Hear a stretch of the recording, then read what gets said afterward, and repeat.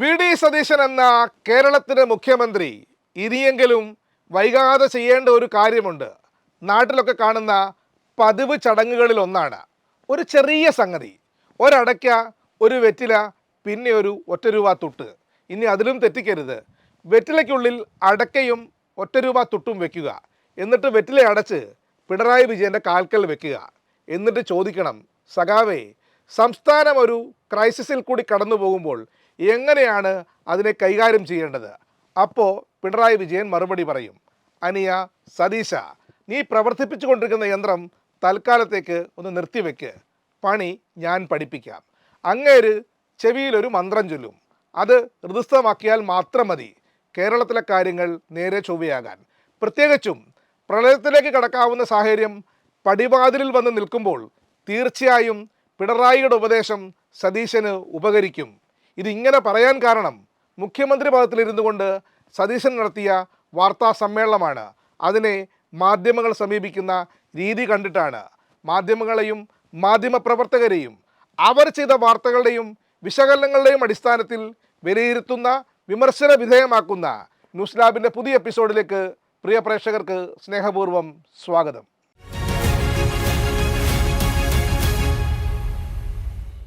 നമുക്കാദ്യം V D Satheesan ഇന്ന് നടത്തിയ വാർത്താ സമ്മേളനം പരിശോധിക്കാം. 2018 പ്രളയത്തിന് സമാനമായ സാഹചര്യമാണ് കേരളത്തിൽ രൂപപ്പെടുന്നത്. മധ്യ കേരളം മഴയിൽ മുങ്ങി നിൽക്കുകയാണ്. എന്നിട്ടും മഴയെക്കുറിച്ചും മുൻകരുതലുകളെക്കുറിച്ചും ഇതുവരെ നടത്തിയ പ്രവർത്തനങ്ങളെക്കുറിച്ചും പറയാനെടുത്തത് വെറും 9 മിനിറ്റും 45 സെക്കൻഡും. 35 മിനിറ്റും 33 സെക്കൻഡുമാണ് വാർത്താ സമ്മേളനം ആകെ നീണ്ടു നിന്നത്. ഇതിൽ 9.25 മിനിറ്റിന് ശേഷം മുഖ്യമന്ത്രി ചോദ്യങ്ങളിലേക്ക് കടക്കുകയായിരുന്നു. അതായിരുന്നു ഈ വാർത്താ സമ്മേളനത്തിൻ്റെ കൗതുകവും ഗൗരവവും. അതായത് സതീശൻ പറയുന്നത്, പ്രീ മൺസൂൺ യോഗം ചേർന്നിരുന്നു, പിന്നെ കഴിഞ്ഞ 30-ാം തീയതിയും ഈ മാസം 1-ാം തീയതിയും യോഗം ചേർന്നിരുന്നു, ക്യാമ്പുകളടക്കമുള്ള എല്ലാ കാര്യങ്ങളും തയ്യാറായിരുന്നു. എന്നാൽ മുന്നറിയിപ്പില്ലാതെ മൂഴിയാർ ഡാം തുറന്നതിനെക്കുറിച്ചുള്ള മാധ്യമപ്രവർത്തകരുടെ ചോദ്യത്തിന് അറിയിപ്പ് കൊടുക്കാനുള്ള സമയം ഉണ്ടായിരുന്നില്ല എന്ന ഒറ്റ മറുപടിയിൽ സതീശൻ എല്ലാം ഒതുക്കി. പിന്നെ കാലാവസ്ഥാ പ്രവചനത്തെ ചുറ്റിപ്പറ്റിയും കേന്ദ്ര കാലാവസ്ഥാ വകുപ്പിനെതിരായും സതീശൻ പറഞ്ഞുകൊണ്ടേയിരുന്നു. സതീശൻ്റെ മറുപടികളെല്ലാം ഈ വിധമാണ് പോയിക്കൊണ്ടിരുന്നത്. ഡിസാസ്റ്റർ മാനേജ്മെൻറ്റ് കൈകാര്യം ചെയ്യാൻ കൊച്ചിൻ യൂണിവേഴ്സിറ്റിയുമായി ചേർന്നുള്ള പദ്ധതി നടപ്പാക്കാൻ ശ്രമിക്കുന്നു എന്നതാണ് മറ്റൊരു മറുപടി. രാജ്യത്തിന് തന്നെ മാതൃകയാകാൻ പോകുന്ന പദ്ധതിയാണത്രേ. പടച്ചോനറിയാം, എങ്ങനെ വീണാലും 4 കാലാൽ വീഴാൻ സതീശൻ മിടുക്കനാണോ എന്നാണോ ഇതിൽ നിന്ന് മനസ്സിലാക്കേണ്ടത്. ഈ സമയത്ത് ചിരിക്കാൻ പാടില്ല, പക്ഷേ ചിരിച്ചു പോകും സതീശൻ്റെ പിന്നീടുള്ള മറുപടികൾ കേട്ടാൽ. അതായത്, ഒരു ക്യാമ്പിൽ പോലും പ്രശ്നമുണ്ടായിട്ടില്ല. ആറന്മുളയിലെ കാര്യം എടുത്തു പറയുന്നുണ്ട് മുഖ്യമന്ത്രി. CPM ഏരിയ സെക്രട്ടറിയായ ഒരാൾ ഒരു സ്ത്രീയെ സർക്കാരിനെതിരെ പറയാൻ പ്രേരിപ്പിച്ചു. അതാണ് മാധ്യമങ്ങളിൽ വന്നത്. അല്ലാതെ അവിടെ അവസ്ഥ മോശമായിട്ടല്ല. ദുരന്തങ്ങൾ ഉണ്ടാകുന്ന സമയത്ത് കുത്തിത്തിരിപ്പുണ്ടാക്കരുത്. ആരാണ് ഈ പറയുന്നതെന്ന് ഒന്നുകൂടെ ഒന്ന് സൂക്ഷിച്ചു നോക്കിപ്പോയി. സാക്ഷാൽ വി ഡി സതീശൻ തന്നെയാണ് പറയുന്നത്, ദുരന്തങ്ങൾ ഉണ്ടാകുമ്പോൾ കുത്തിത്തിരിപ്പ് ഉണ്ടാക്കരുതെന്ന്. വേറെ ആര് പറഞ്ഞാലും വേണ്ടില്ല, സതീശൻ ഇത് പറയുമ്പോൾ ആരായാലും ചിരിച്ചു പോകും. ഇനിയിപ്പോൾ ആറന്മുളയിൽ സംഭവിച്ചത് എന്താണ് എന്നൊന്ന് നോക്കാം. ഏഷ്യാനെറ്റിലും മനോരമയിലുമൊക്കെ സംസാരിച്ച ഈ സ്ത്രീയെ CPMൻ്റെ ഏരിയ സെക്രട്ടറി സ്വാധീനിച്ചിട്ടുണ്ടോ? ഇല്ല എന്നാണ് ശരിയായ ഉത്തരം. ഏരിയ സെക്രട്ടറിക്ക് ഈ സ്ത്രീയെ അറിയുകൂടിയില്ല. പിന്നെ ആ ബൈറ്റുകളുടെ ഭാഗമായി വന്നത് CPM ഏരിയ കമ്മിറ്റി അംഗമായ ബിജിലി പി ഈശോയുടെ വാക്കുകളാണ്. ബിജിലി CPMൻ്റെ കോഴഞ്ചേരി ഏരിയ കമ്മിറ്റി അംഗം മാത്രമാണ്. ആ നാട്ടിലെ എല്ലാ വിഷയങ്ങളും ഇടപെടുന്ന, നേരത്തെ പഞ്ചായത്ത് അംഗമായിരുന്ന പൊതുപ്രവർത്തകനാണ്. ബിജിലിയോടും ഞാൻ സംസാരിച്ചിരുന്നു. ബിജിലിയും അവരെ കൊണ്ട് ഒരു വാക്കുപോലും പറയിച്ചിട്ടില്ല. ആ സാധു സ്ത്രീ അവിടെ കണ്ട കാഴ്ച അതുപോലെ പറഞ്ഞതാണ്. വിജയനാണ് ഇതിനേക്കാൾ മെച്ചമെന്ന് പറഞ്ഞു പോയതാണ് പ്രശ്നമായിപ്പോയത്.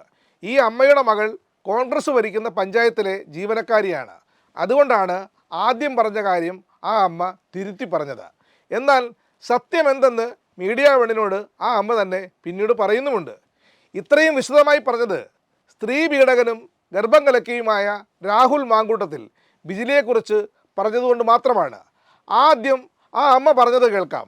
അടുത്തതായി ഗർഭം കലക്കി പറയുന്നത് കേൾക്കാം. ഏറ്റവും ഒടുവിലായി ആ അമ്മ ഏറ്റവും ലേറ്റസ്റ്റായി പറഞ്ഞത് എന്താണെന്നും കേൾക്കാം. എന്തോയിനായി ഗവൺമെന്റ് ഞങ്ങൾ ഉണ്ടായിട്ടല്ലേ ഇവര് കേറി പോന്നു. ഇനി ഞങ്ങൾ കണ്ടോളാം. ഇതിനെക്കാട്ടി എന്ത് ഡീസന്റ് ആയിരുന്നു വിജയൻ. ആറന്മുള MLA ശ്രീ അബിൻ വർഗീയെ ഫോൺ കിട്ടിയപ്പോൾ അദ്ദേഹത്തോട് സംസാരിച്ചു. അതിനുശേഷം എനിക്കിപ്പോൾ അബിൻ തന്നെയാണ് അതിന്റെ യാഥാർത്ഥ്യം അയച്ചു തന്നിരിക്കുന്നത്. അതുകൂടി നോക്കാം. അമ്മേ, രാവിലെ എന്തൊക്കെയോ പരാതി, അമ്മയ്ക്ക് എന്തൊക്കെയോ വിഷമമുണ്ടെന്ന് പറഞ്ഞല്ലോ, എന്തായിരുന്നു? എന്റെ പോലെ എനിക്കൊന്നും അറിയത്തില്ല. എന്റെ അടുത്ത് നിന്ന് വിജിലിമം പറഞ്ഞു ഇന്നതുപോലൊക്കെ പറയാൻ പറഞ്ഞു. ഞാൻ പറഞ്ഞു. അത്രയേ ഉള്ള കാര്യം, അല്ലാതെ ഒരു കാര്യവും ഇല്ല. ഇതെല്ലാം ഞങ്ങളുടെ അയൽവക്കക്കാരും വേണ്ടപ്പെട്ടവരും ഒക്കെ നമുക്കൊന്നും. എന്റെ മോക്കും പഞ്ചായത്ത് ജോലിയുണ്ട്. അപ്പൊ എനിക്ക് അവരോടൊന്നും സംസാരിക്കാനൊക്കെ ഇത് തന്നെ പറഞ്ഞെന്ന് പറഞ്ഞാൽ അവൾ എന്നെ കൊല്ലും. അതാ ഞാൻ അവരോട് പറഞ്ഞേ വേണ്ട പറയണ്ട എന്ന് പറഞ്ഞേ. അരി അവളെ ഇപ്പോഴും എന്നെ വിളിച്ചിട്ട് പറഞ്ഞ അക്ഷരം മിണ്ടരുത് തോന്നുന്നു. ഞാൻ പറയുന്നവർക്ക് അറിയാം, അറിയുന്നവർക്ക് അറിയാം. അതുകൊണ്ട് അവള് എന്നെ എപ്പോഴും ഇത് വെള്ളം കയറിയപ്പോ അമ്മച്ചി ഇടായിരുന്നോ? പിന്നെ 14 ദിവസം എന്തുവായിരുന്നു മോനെ, ഓണം പോലെയായിരുന്നു. ലാസ്റ്റ് പോകാൻ നേരത്തുണ്ടല്ലോ ചാക്ക് കണക്കിന് ആ സാധനം ഇവിടെ കിടന്നത് ഓരോ മനുഷ്യർക്ക് വാരിക്കൊടുക്കുക. അപ്പോൾ പ്രകൃതി ദുരന്തം കഴിഞ്ഞു. അടുത്തതായിരുന്നു സതീശൻ നേരിട്ട ഏറ്റവും വലിയ ദുരന്തം. വാർത്താ സമ്മേളനത്തിൻ്റെ 18-ാം മിനിറ്റ് മുതൽ അങ്ങോട്ടേക്ക് സതീശൻ്റെ അതിശയിപ്പിക്കുന്ന പ്രകടനമായിരുന്നു. എന്താ വാക്ചാതുരി, എന്താ ഉശിര്, എന്താ വൈബ്, എന്തൊരു സ്പാർക്കാണ്. എന്തായാലും കേരളത്തിലെ ഒരു മുഖ്യമന്ത്രിയും ഇന്നോളം ഇമാതിരി ഒരു മറുപടിയും പറഞ്ഞിട്ടുണ്ടാകില്ല. തലയ്ക്ക് മുകളിലെത്തി ഊളത്തരത്തിൻ്റെ പ്രളയം. ഞാൻ ഭക്ഷണം കഴിച്ചു പോയി അന്ന് 3 മണിയായപ്പോൾ. എനിക്കറിയില്ലായിരുന്നു, എനിക്കറിയില്ലായിരുന്നു 2018-ലും 2019-ലും ദുരന്തം ഉണ്ടായിരുന്നപ്പോൾ അന്നത്തെ മുഖ്യമന്ത്രി നിരാഹാരമാണ് ഇരുന്നതെന്ന് എനിക്ക് അറിയില്ലായിരുന്നു. ഞാനൊന്ന് ഭക്ഷണം കഴിച്ചു പോയി. ഓക്കെ, സമ്മതിച്ചു, ഭക്ഷണമല്ലേ, നമ്മളും കഴിച്ചു പോകും. പക്ഷേ ഈ കിടന്നുള്ള ഉരുളലുണ്ടല്ലോ, അതങ്ങ് നിർത്തിയാൽ തന്നെ താങ്കളുടെ പകുതി പ്രശ്നം മാറിക്കിട്ടും. അപ്പോൾ ഏതോ ഒരു മാധ്യമപ്രവർത്തക ഭാര്യാപിതാവിനെ കാണാൻ ഹെലികോപ്റ്ററിൽ പോയ കാര്യം ചോദിക്കുന്നു. അതിന് സതീശൻ പറഞ്ഞ മറുപടി ആദ്യം ഭക്ഷണത്തിൻ്റെ കാര്യം കഴിയട്ടെ എന്ന്. അതായത് ഭക്ഷണത്തിൻ്റെ കാര്യത്തിൽ തർക്കം തുടർന്നാൽ തനിക്ക് മൈലേജ് കിട്ടുമെന്ന് സതീശൻ കരുതി കാണും. അല്ലെങ്കിൽ ആ ചോദ്യത്തിന് ഉത്തരം പറയാനുള്ള സമയം എടുക്കുന്നതുമാകാം. ഇടയ്ക്ക് മേനോൻ സാറിൻ്റെ കയ്യിൽ നിന്ന് പോയി. ദേശാഭിമാനിയുടെയും കൈരളിയുടെയും നെഞ്ചത്ത് കയറി രക്ഷപ്പെടാമെന്ന് വെറുതെ വ്യാമോഹിച്ചു. നിങ്ങളിങ്ങനെ വന്ന് ഈ ദേശാഭിമാനിയിൽ നിന്നും കൈരളിയിലും വന്ന് എൻ്റെ പത്രസമ്മേളനം കലക്കണ്ട. ഇത് തന്നെ പരിപാടിയാണ്. നിങ്ങൾ പ്രതിപക്ഷ നേതാവ് പത്രസമ്മേളനം നടത്തുമ്പോഴോ അദ്ദേഹം മുഖ്യമന്ത്രിയായി പത്രസമ്മേളനം നടത്തുമ്പോഴോ ഒന്നും ഇതുപോലെ നിങ്ങൾ ബഹളം ഉണ്ടാക്കിയിട്ടില്ല. ഞാനിങ്ങനെ ഇരുന്ന് തരുന്നതുകൊണ്ടാണ് നിങ്ങളിങ്ങനെ കാണിക്കുന്നത്. ദയവീത് അതുകൂടി ഇല്ലാതാക്കരുത്. നിങ്ങൾ സാമാന്യ ഞാൻ സംസാരിക്കുമ്പോൾ നിങ്ങൾ എന്തിനാ സംസാരിക്കുന്നത്? നിങ്ങളിപ്പോൾ എത്രാമത്തെ പ്രാവശ്യം ഇടപെടുന്നത്? എന്തായാലും ഒടുവിൽ ആ ചോദ്യത്തിന് മറുപടി പറയേണ്ടി വരിക തന്നെ ചെയ്തു. അദ്ദേഹം പറഞ്ഞ ഒന്നാമത്തെ പോയിന്റ്, പിണറായി വിജയൻ മുഖ്യമന്ത്രിയായിരുന്ന കാലത്ത് താൻ ഹെലികോപ്റ്റർ വിഷയത്തിൽ വിമർശനം ഉന്നയിച്ചിട്ടില്ല. രണ്ടാമത്തെ പോയിന്റ്, താൻ ഹെലികോപ്റ്റർ എടുത്ത് സ്വകാര്യ യാത്രയ്ക്ക് പോയെന്ന് CPM നേതാക്കൾ അടക്കമുള്ളവർ പ്രചരിപ്പിച്ചു. മൂന്നാമത്തെ പോയിന്റ്, താൻ പോയത് കൊച്ചിയിലുണ്ടായിരുന്ന ഒരു ഇൻവെസ്റ്റ്മെൻറ്റ് ഗ്രൂപ്പിനെ കാണാൻ വേണ്ടിയായിരുന്നു. നാലാമത്തെ പോയിന്റ്, താൻ ഹെലികോപ്റ്റർ ഉപയോഗിച്ചതിൽ സർക്കാരിന് 1 രൂപയുടെ പോലും നഷ്ടമുണ്ടായിട്ടില്ല. അഞ്ചാമത്തെ പോയിന്റ്, കഴിഞ്ഞ LDF സർക്കാർ സെപ്റ്റംബർ മാസം വരെ ഹെലികോപ്റ്റർ വാടകയ്ക്കെടുത്തിട്ടിരിക്കുകയാണ്. ആറാമത്തെ പോയിന്റ്, പിണറായി വിജയൻ മുഖ്യമന്ത്രി ആയിരുന്നപ്പോൾ പാർട്ടി സമ്മേളനത്തിന് ഹെലികോപ്റ്ററിൽ പോയല്ലോ. കള്ളം പറയുമ്പോൾ ഒരു മയത്തിലൊക്കെ പറയണം. ഇന്നലെ പറഞ്ഞത് ന്യൂസ് ലാബ് ആവർത്തിക്കുന്നു. 10 വർഷത്തിനിടയ്ക്ക് ഒരു തവണ പോലും പിണറായി വിജയൻ സ്വകാര്യ ആവശ്യത്തിന് ഹെലികോപ്റ്റർ ഉപയോഗിച്ചിട്ടില്ല. പാർട്ടി സമ്മേളനത്തിൽ പങ്കെടുക്കുന്ന സമയത്താണ് കേന്ദ്ര സംഘം തലസ്ഥാനത്ത് മിന്നൽ സന്ദർശനം നടത്തുന്ന വിവരം മുഖ്യമന്ത്രിയെ അറിയിച്ചത്. സംഘടനാ സമ്മേളനത്തിൽ നിന്ന് അവധിയെടുത്ത് കേന്ദ്ര സംഘത്തെ കാണാൻ പോയത് ഹെലികോപ്റ്ററിലാണ്. മുഖ്യമന്ത്രി എന്ന നിലയ്ക്ക് ഔദ്യോഗികമായ യാത്ര മാത്രമായിരുന്നു അത്. അത് പരസ്യമാണ്, രഹസ്യമായ ഒന്നല്ലേ അല്ല. രക്ഷപ്പെടാൻ വേണ്ടി സതീശൻ പിടിക്കുന്നതെല്ലാം നല്ല മികച്ച വള്ളികളിലാണ്. അപ്പോൾ നമുക്ക് ഈ ഹെലികോപ്റ്റർ യാത്ര തൽക്കാലത്തേക്ക് വെറുതെ വിടാം. പക്ഷേ മുഖ്യമന്ത്രി കണ്ട ഇൻവെസ്റ്റ്മെൻറ്റ് ഗ്രൂപ്പ് ഏതാണ്, എന്താണ് അവരുടെ പേര്, ഈ അജ്ഞാത ഇൻവെസ്റ്റ്മെൻറ്റ് ഗ്രൂപ്പ് ഏതാണെന്ന് കേരളത്തിലെ അന്വേഷണാത്മക മാധ്യമപ്രവർത്തകർ കണ്ടെത്തുമെന്ന് തന്നെ പ്രതീക്ഷിക്കാം. ഈ സമയം ന്യൂസ് ലാബിന് തോന്നിയത് നാലപ്പാട്ട് നാരായണമേനോൻ്റെ കണ്ണുനീർത്തുള്ളി എന്ന വിലാപകാവ്യത്തിലെ 4 വരിയാണ്.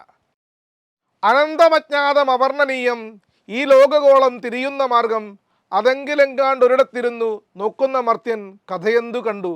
പക്ഷേ ട്രോളന്മാരിൽ നിന്ന് ഈ പ്രതികരണമൊന്നും ആരും പ്രതീക്ഷിക്കേണ്ടതില്ല. അതിൽ വൈറലായ ഒരെണ്ണം മാത്രം പങ്കുവെക്കാം. ഞാൻ ഒരു സ്ഥലത്തും ഹെലികോപ്റ്റർ എടുത്ത് പഴയ മുഖ്യമന്ത്രി യാത്ര ചെയ്യുന്നതിനെ കുറിച്ച് ഞാൻ പരാതി പറഞ്ഞിട്ടില്ല. ഞാനൊന്നും പറഞ്ഞിട്ടില്ല. മുതലാളി ഒരു പ്രാവശ്യം പറഞ്ഞിട്ടുണ്ട് ബോട്ടിൽ വെച്ച്. Flash back. ധനപ്രതിസന്ധിക്കിടയിലും ഹെലികോപ്റ്റർ വാടകയ്ക്കെടുക്കുന്നത് ധൂർത്തെന്ന് പ്രതിപക്ഷ നേതാവ് വി ഡി സതീശൻ. ചെലവ് ചുരുക്കണമെന്ന് അടിക്കടി ഉപദേശിക്കുന്ന ആളാണ് മുഖ്യമന്ത്രി. പറയുന്നതിൽ അല്പമെങ്കിലും ആത്മാർത്ഥതയുണ്ടെങ്കിൽ തീരുമാനത്തിൽ നിന്ന് പിന്മാറണമെന്നും സതീശൻ പറഞ്ഞു. എന്നാലും മുഖ്യമന്ത്രി വി ഡി സതീശൻ 2 തവണ കഷ്ടപ്പെട്ട് യാത്ര ചെയ്ത് കൊച്ചിയിലെത്തിക്കണ്ട അജ്ഞാതരായ ആ ഇൻവെസ്റ്റേഴ്സ് ആരായിരിക്കുമെന്ന ചോദ്യം ബാക്കിയാക്കി ന്യൂസ് ലാബിൻ്റെ ഇന്നത്തെ ലക്കം പൂർണ്ണമാകുന്നു.